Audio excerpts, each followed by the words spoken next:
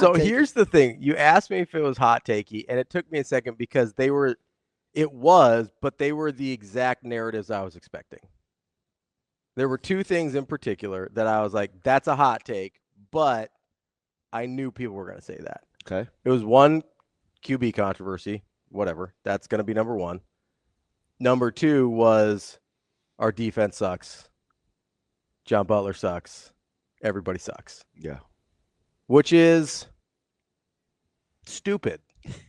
I don't have another word for it. It's dumb. Like if I say, okay, so I said this in the post game and I think during the game, and I don't think I'm crazy. Have you been waiting on this? A little bit. I didn't. Sorry. That is a fine line. Oh, go ahead. I didn't get to talk to you that much over the weekend. You're on a plane. You're busy. Okay, go. How hard is it to win a game when the only offense you have is unscripted QB scramble? How hard is it to win a game that way? It'd be pretty hard. So if that's the only thing UCLA has, maybe Nebraska feels okay about that. Oh, okay. You know what I mean? Yeah, I got you. Did they do any other thing, anything at all, consistently on offense where they moved the ball? No. Not even close, right? Like there was not even another thing that felt threatening. The only thing they had was Nico ad-libs, which you will win that game most of the time. I would agree. It is almost impossible to sustain an entire offense doing just that because you know what they weren't letting him do? Scramble to throw. Scramble to throw will kill you. Scramble to scramble. Although, how did they get 191 through the air? The screen pass was a big one, the 45. Like, I looked at that and I was like, that seems distorted. Yeah, the screen pass was 45 of that. It was kind of like last week with God, that play pissed me off. You could see that coming too. There was a lot of things that pissed me off about that play. One of them, by the way, is, I like to go through. That was 45 of it? Yeah. So it's 191 minus 45. 146. Okay. So that seems more in the neighborhood. Well, I wanted 180 or less because I think they came in averaging 180. Yeah. Yeah, you're right. Well, really, and I don't know how this happened. PFF put that on Sierra Wright's coverage? Yeah, no. Yeah, like what are we doing here? Like, because I like to get into like how many targets did they throw to Sierra Wright and how many, how many receptions they wanted him to get over the top to be the first initial tackler. Because that whole thing was atrocious. I guess I could maybe see that, but he certainly wasn't. That wasn't his man in coverage. No, I know. Yeah, they have that target, reception, yards, and touchdown on Sierra Wright. Yeah, that's really, really, really, really incorrect. That's a poor job. Yeah. Hopefully they fix that because that's bad. Did it pull his grade way down? It had to have. It pulled his grade way down, and it also outside of that he gave up 4 yards on one reception, which is accurate to what he's pretty good. Yeah, he is pretty good. Because I always like to check Sierra because it's like, did anybody throw at him today? Nope. So I went back, and of course, like, do people not know Shafe and I? I don't know. It seems like it because again, that's a guy. Yeah. That I have let almost literally cuss me out on our own show, and I ate it. Right, like Shafe has his moments. We're still boys. Yeah, well, whatever happens, happens. That got made a much bigger deal than it should have been. Like, I said, hey, big boy, I get you the data. Scared. I said, oh, I want to leave this open. Are you sure scared is the word you want to use? Because I want to let you, like, you know what I mean? Like, I thought that was odd. I thought the word choice was odd. So I just was like, hey, like, and then it's like, it goes someplace it isn't supposed to. And Shafe and I are kind of laughing. I don't know if he's laughing. He's getting ready to get on a flight to Vegas. He's got picks to make and he's going to go enjoy himself. And I was like, well, are we supposed to be mad at each other? Because I don't understand. Like, we've been through a lot worse. But the thing about it was, I didn't understand, and they're coming off a bye. Mm-hmm. I just want to put this in perspective. We were coming off a bye. UCLA is coming off a bye. Yeah. Yeah. Well, apparently the press box gets roped off because I pace and I stand up too much. There are too many cords for my own safety. They don't want me to trip. Jeez. Is that from Ben? Like I I'm think so. special. DB, this is your area. You can walk around in here Have if I you want. tripped Our it sleeping now? bags. Have you actually unplugged something? Because that was the. If you accidentally unplug something, I could see Benny Mac being mad about that. Have I ever? Maybe year one. Okay. Maybe. That would be the thing. I don't know. I hate to say no because that leaves me no wiggle room. Yeah. Maybe one. I'll say once. Okay. But that He's a one-trick pony. that hurts my feelings. They corral me in so I don't step over cords. I barely move. That's hurtful. It's not entirely true. I see some of those clips that KC puts out. So they actually had one of me sitting. I know. That had to be the only 5 seconds I was sitting. You were sitting for and it was during the Emma Johnson screen. You were sitting for so long. I was like, DB, okay, stand up. This is exciting. Can I say something though? Yeah, go ahead. So the press box is really small. I hate how they pin me in. with It these looked headphones. really small. So right next to me, right here, Yeah. is the UCLA guy. Oh, yeah, I could see him. He stands too. Yeah. So it was awkward because it was one of those deals, and I have accidentally headbutted glass because I didn't know it was open. It was not open. So I'm very Sorry. This is Maryland. That's a long time. Sorry. ago. So I'm very cognizant. Wait, Maryland this year? Yes. That's like a month ago. Well, this guy was eating Pop-Tart. Never mind. So Go ahead. yeah, I leaned out to follow to see where he was going. I'm like, he's too old to be eating Pop-Tarts. So I leaned out and it was like, and there was like a. There's like a mark on the Yes. glass. Oh, they thought. Yeah, Kyle was like, "You're an idiot." So I felt like I was gonna headbutt the guy next to me. Okay.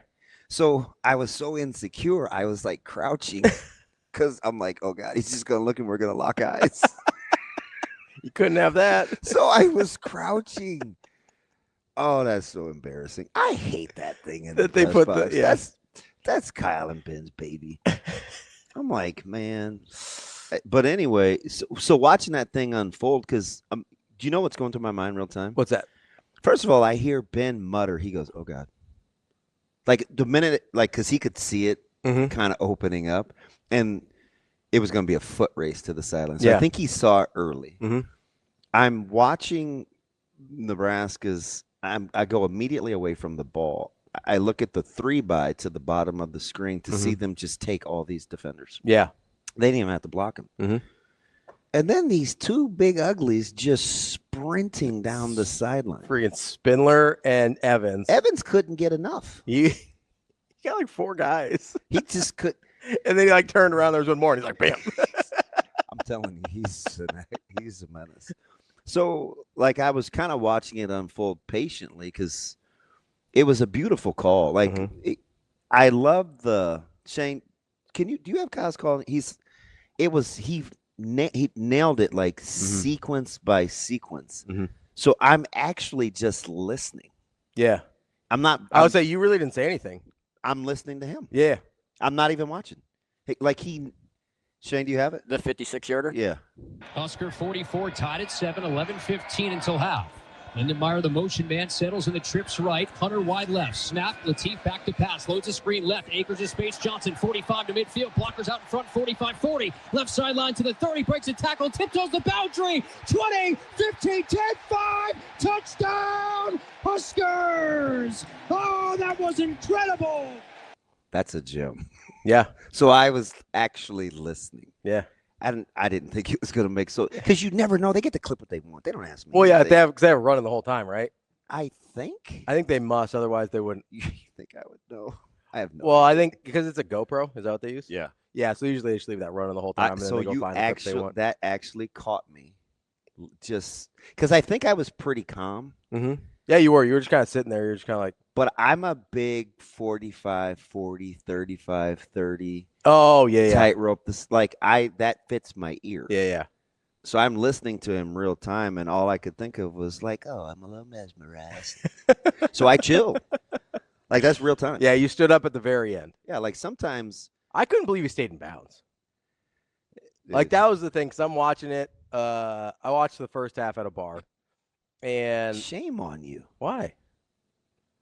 Well, what's wrong with home? Sometimes I like the atmosphere, Oh, fudge, I don't.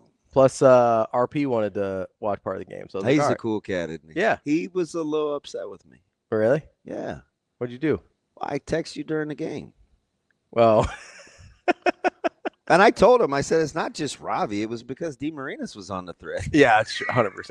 Like, it doesn't have anything to do with Ravi. No, you usually ignore mine during games. Yeah. Unless I'm asking a very specific Football question, question. Yeah. then you'll usually answer me, which is why you also answer Avery, because Avery only answers very specific And she football listens questions. to the broadcast. Yeah.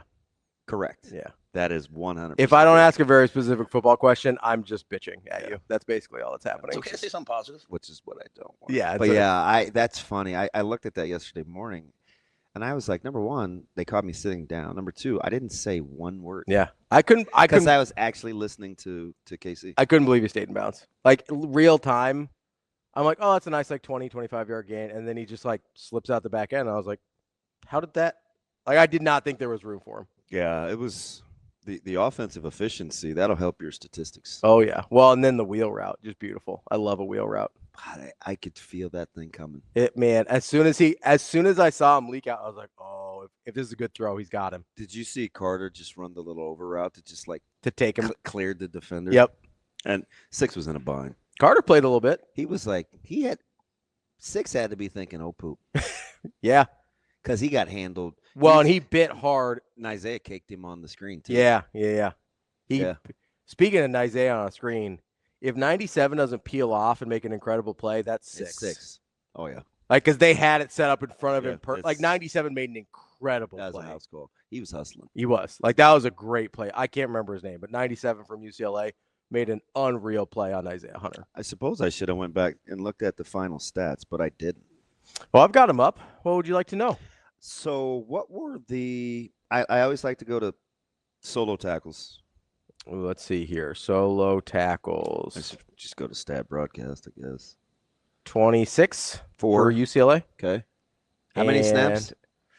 Nebraska had 51. Okay. 54. 54. So that 26 out of 54. Okay. And then Nebraska had, this is a pretty good number, 38 out of 68. Yeah. That's more snaps than I thought UCLA had. That's 38 out of 64. 64. Yeah, you'll take over half. That's pretty good. I'll take over half. That's one of their better numbers on the year, isn't it, for Nebraska? Against Power conference opponents? Anecdotally, I'd probably say yeah. Just off the top of my head, I think. I'd probably say yeah. I thought the running backs may get a little busy trying to dial in on design QB run. But, like, did you see the 4th and short that Nebraska got the stop on? Yep. They played it differently than on the goal line when Iamaleava got it down to the 1. Yeah. Right? Mm-hmm. So that's changing how you want to play design quarterback run as the game goes on. That's why the scared thing, I was kind of like, maybe he means a different word, because they tried a lot of different things. Like, you can see, like, who's got Q, +1 for Q, spy. Sometimes on those rushes, I would just look at Kyle or Ben, and they were one and the same since we were so close. Mm-hmm. I would just look and I would say, man, that's almost kind of unfair. How so? Because there were times I felt like Nico was the best athlete on the field.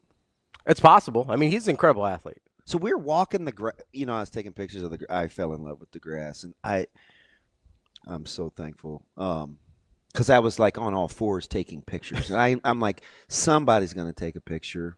So I hopped up off the ground real quick, and I was like, oh, did anybody see me? Did anybody see me? Probably Jess, if I had to guess, if it was going to be anybody. She would probably at least ask if she could put it on social media. Fair. But she was the closest one to me, Cassidy definitely would. Listen, Cass is naughty. She's always taking pic, like, yeah, Cat, it's probably been Cass.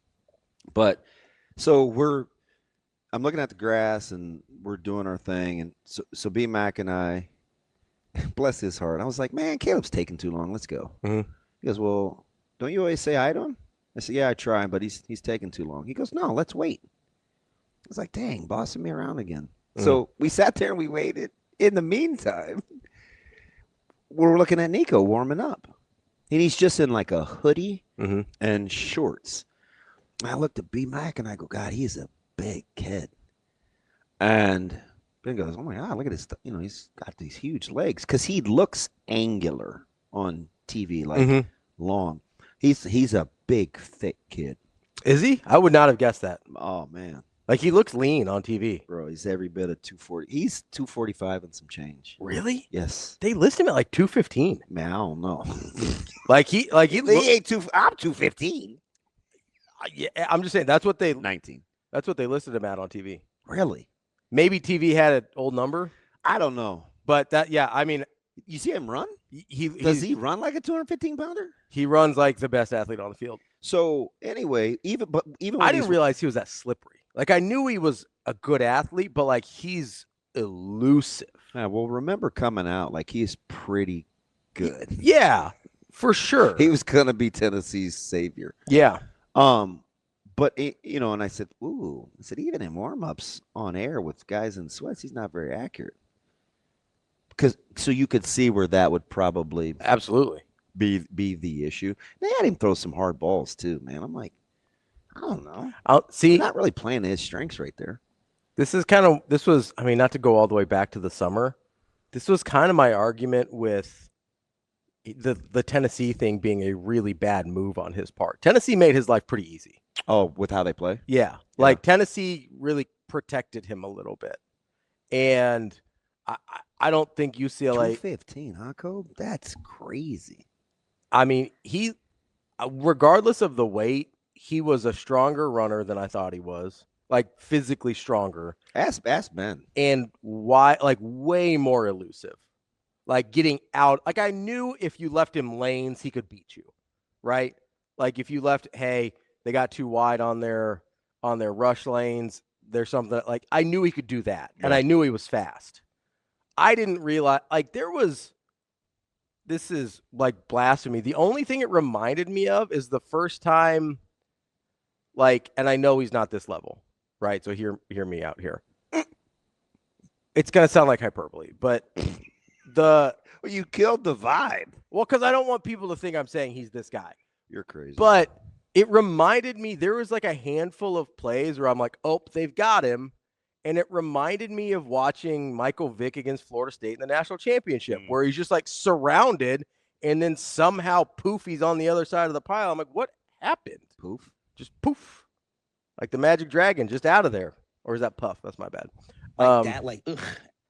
It was, I don't know. That's the only, like, that was the instant. There's like 3 plays in particular where there was one where I think Winery had him dead to rights. There was one, I think Van Poppel had him dead to rights. And there was one. RVP quietly, I felt, had a good game. Played his tail off. I mean, low key, I thought that was the best game the defensive line has had all year. RVP starting to cook. All year. Best defensive line game they've had, I think. I don't think I don't think that's a limb. Newsflash. Yeah. Our opponent on Friday had a lot of my post-game attention. Fair enough. Dude, I bet I've racked up. I don't even want to look at my huddle hours. Couple of them?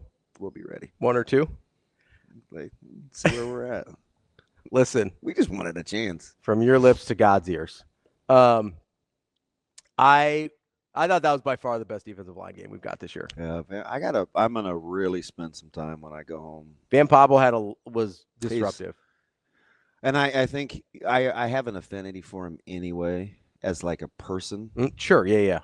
But the conversation we had a couple of weeks ago about the intricacies of playing D-line and what it takes and stuff, like those are the things I start to pay attention to, because when players get that, then you understand why the concepts are what they are.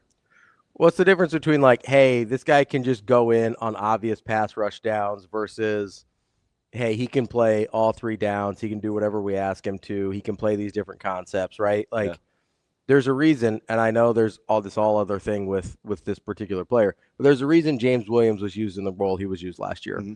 And there's a reason a lot of us thought Williams Nwaneri would be used in a similar role this year, but he's not, right? He's a full-time player because he's figured some of those things out. Now, there's still some growth, right? Talked about, hey, maybe we don't bend in on some of those, but for the most part, Williams Nwaneri exceeded a lot of our expectations in year 1 because he's been able to figure out some of those intricacies on D-line play. Like, I thought, and even a guy that has had some tough goes, like, I thought Judy played pretty well too. Yeah, I have. So, full disclosure, I have to get over some. I have a hard time being objective with him. Okay. Do you know what I mean? Yeah. Because I think I know what it is, so I have to be patient to pull back and not want to be right. So I have to go back and watch. Yeah. And I could be wrong. He made a couple plays that I noticed. He may not have had a great overall I game. just don't want to. You know what I mean? Yeah. Like there on Nwaneri's sack. Nwaneri's sack happened because of Elijah Judy. Yeah. Like Nwaneri was getting upfield. Nico was going to be able to escape forward, but Judy collapsed that part of the pocket, pushed him right back into Nwaneri. Yeah. Like really, really good job of like doing your job, staying in your lane, making a play so somebody else could make a play. Mm-hmm. There was a few of those that maybe is skewing my perception of how well he played, but he at least had some spots where I thought he played really well, which is, like I said, I thought best defensive line game. You could make the argument best trenches game in general for Nebraska on both sides. Like I thought the offensive line cooked. Yeah, guards, and I have to go back because I'm just watching. So I went in with 3 things. This isn't revisionist history. This is from Monday. This is the sit down with Avery, which turned out to be super accurate. Yeah, pretty dead on. And so I think there's 3 things. When you have, and I thought they may. The design quarterback runs were a little high for me because I didn't think he was just going to run wild because that's not. He's a better thrower than he is a runner. TJ? So, yeah. So good runner, but yes, he's adept, right? Yeah. And plus, you watch him at how he played. The efficiency surprised me. The talent didn't. For sure. He's good. Good. I said on Monday, he's really good. He's good. He's a hammer, Nebraska, right? Yeah. Hammer, Nebraska. That's the reason I thought the line was wrong. I was like, we know TJ's good. They don't. Yeah, he's a good player. Yeah. So I only really watched guard, center, guard because when you put – this is total dorking out, but when you put EJ in the pistol with a quarterback that's either underneath center – or has mobility, it changes the whole complexity of how you get to play defense.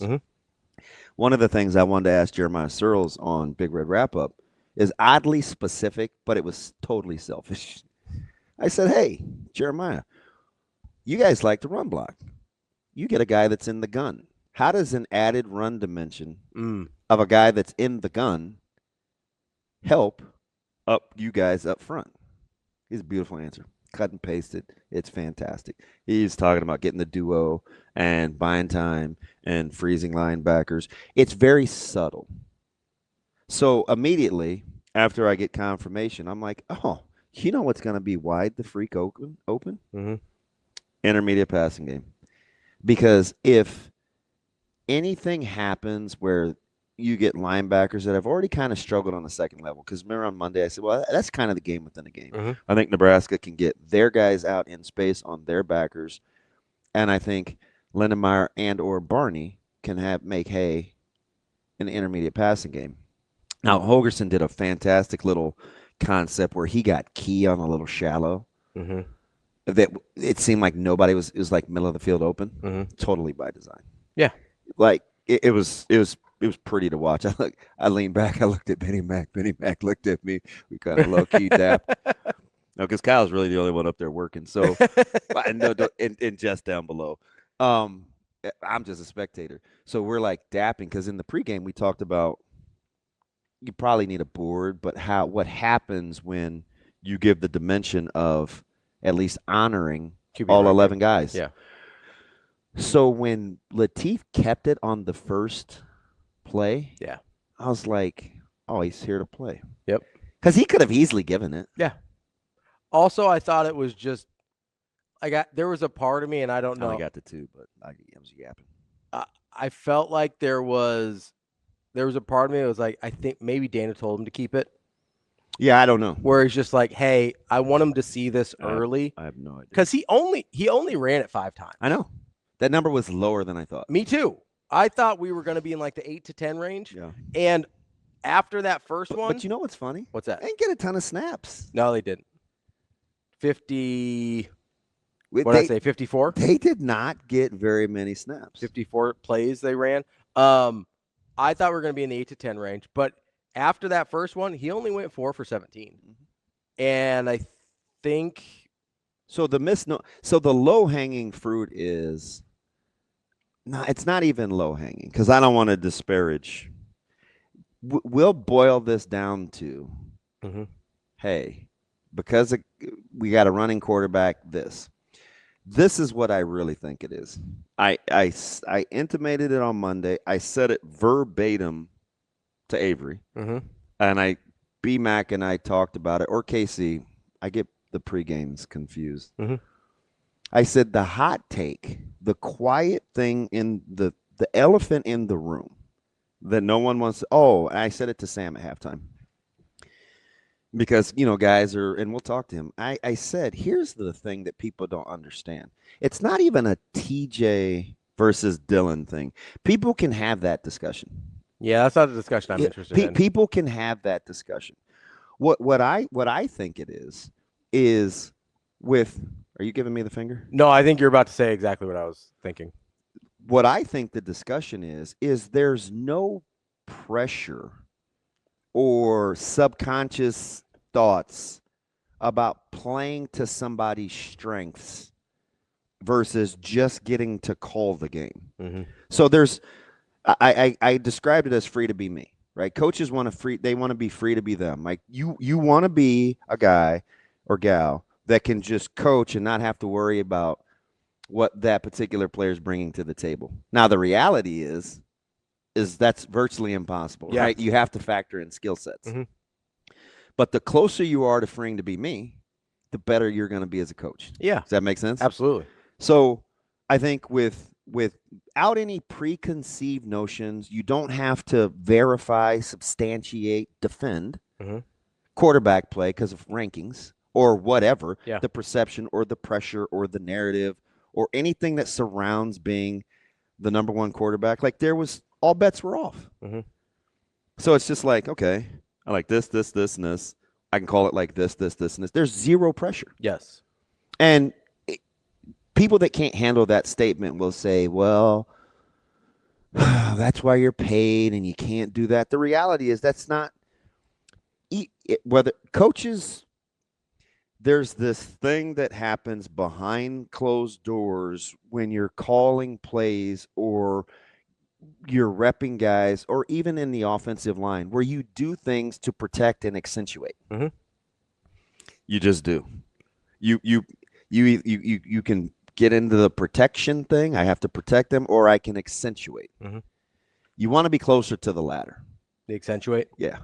You want to play the strengths. Well, that's the strength finders things, right? Yeah. Ignore your weaknesses. But while you're getting the things you want, you do the best you can. Until you can buy the best groceries for the meal. You do the best you can. You make do. So, in a game like this, I think for DH, it's just calling the game. It's because you get what you get and you don't throw a fit. It's very freeing.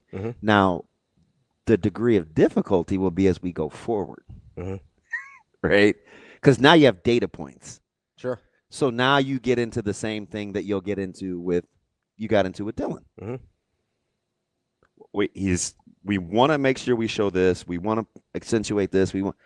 The thing is those guys have a dry erase board and a marker too. So then you have to get into the protection part of it. And I don't mean pass pro versus run block. I mean, how do we window dress our strengths? Sure.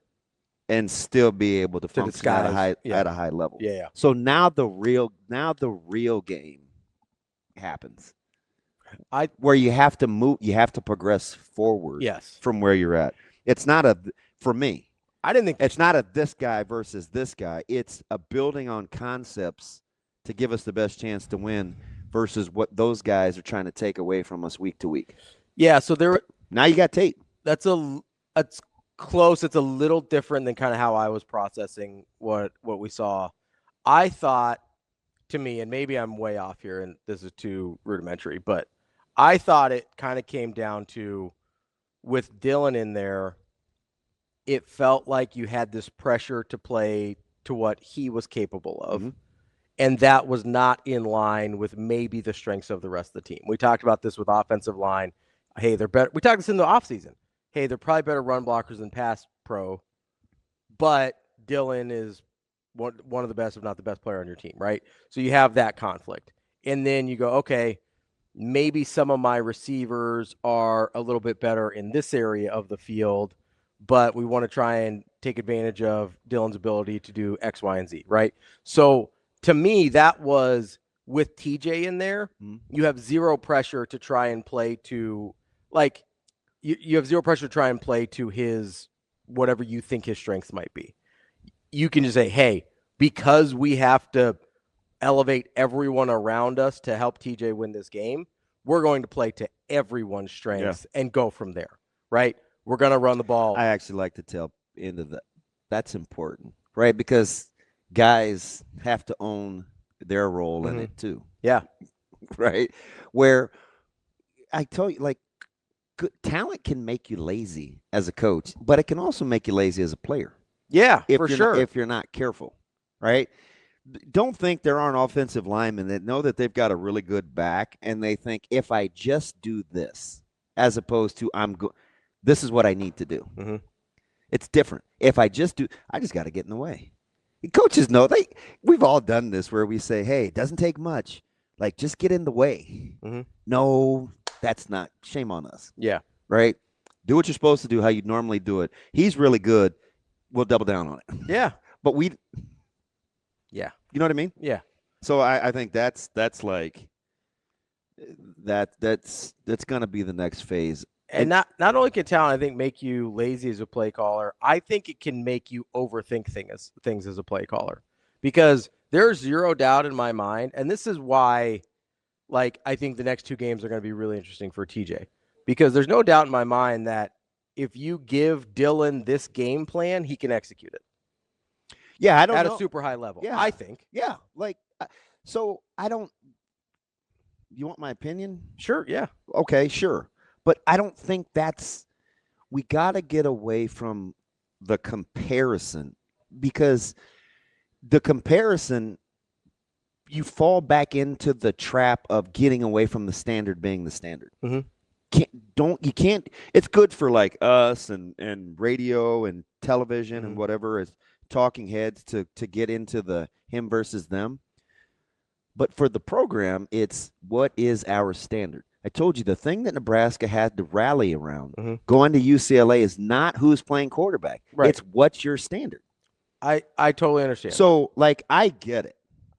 If I'm taking everything in a vacuum, right? Like, if I'm taking just quarterback play and play calling kind of in a vacuum, regardless of opponent or situation or whatever else, I do think there's kind of an inherent conflict, and we can get to this with offensive line. Like, I think there's inherent conflict with what the offensive line does well versus what I think Dana Holgorsen does well, to what Emma Johnson is probably obviously one of the biggest strengths of your team, to what I think. I mean, like, Isaiah Hunter and Dane Key are incredible run blockers. I know that's not the sexy thing you brought him in to do, but you know who the two highest graded run blockers on the team were on Saturday? Probably your wideouts. Isaiah Hunter and Dane Key. Yeah, they get after it. They were incredible. Yeah. Right? So, like, you've got all these strengths in other areas, and then you've got this bright, shiny toy in Dylan that can do a lot of things. Right? So I think there's an inherent conflict. So that's why I bring up, if you call a game a certain way for either guy, I think either guy can execute that game plan. Now, as you upgrade, here, let's get Shane. Should we get to Wyatt real quick? Because if we don't, we won't get to him until after. He just dropped. Sorry, 10 Wyatt. seconds ago. Wyatt, call back at 8:30, please. Yeah, I mean, we'll see. The focus is, and I'm not. This isn't like any super sexy answers or hot take. I'm just looking at it as a guy that likes to coach. It's about the standard. You have to stay away from who's actually playing, because I get it. You don't. It's just not. It doesn't feel. And listen, I'm not a coach, so I like. No. It doesn't feel super practical. Okay. Like when you say it, it sounds like I get it. That's the ideal. I 100% understand that. But like at a certain point, like it does matter who's playing.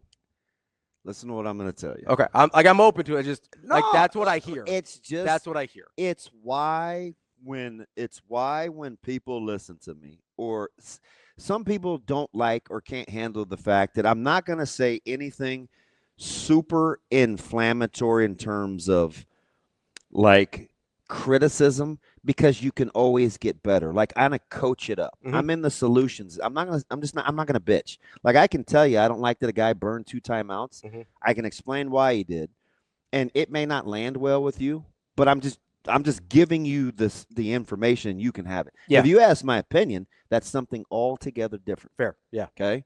Is this my opinion, or is this how I'm looking at it? Because how I would look at it as a player and a coach is, it cannot be any difference if Brooke or Tommy's playing.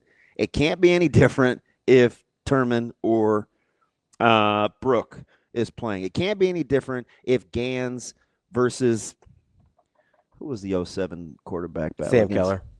Keller's playing, right? The standard is the standard. So that's the practicality of it.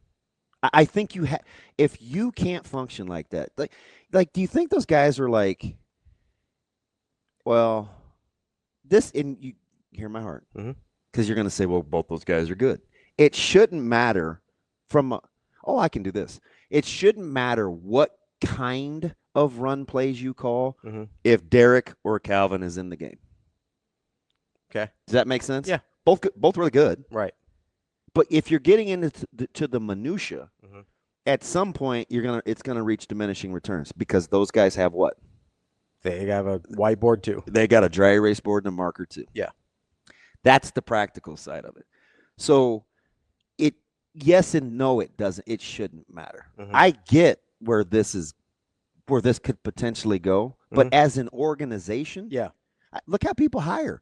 Sure, you want to play to strengths, but there is a core oomph of what it is that we do. So here's where it does. I totally understand what you're saying.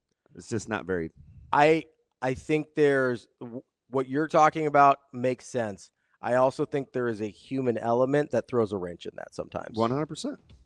And I think that human element is what I'm talking about with, like, and this is just me guessing, right? Like, this is speculation. If I'm Dana Holgorsen and you hear the way he talks about Dylan, he feels like he's never had a quarterback like Dylan's skill set ever before. I know. It feels like to me he wants to show all the things Dylan can do rather than just running the offense that's worked for him for 25 years. When he loses Dylan, it feels like, hey, I know I can make this game plan work with this quarterback and the players that we've got. Kind of the free to be me. Yes. Yeah. So, like, I think that's where the human element goes, like, yes, the standard is the standard, but also look at this new shiny toy that I have in Dylan Raiola that maybe takes me away from some of the things that I know work. I think that's where the conflict comes in.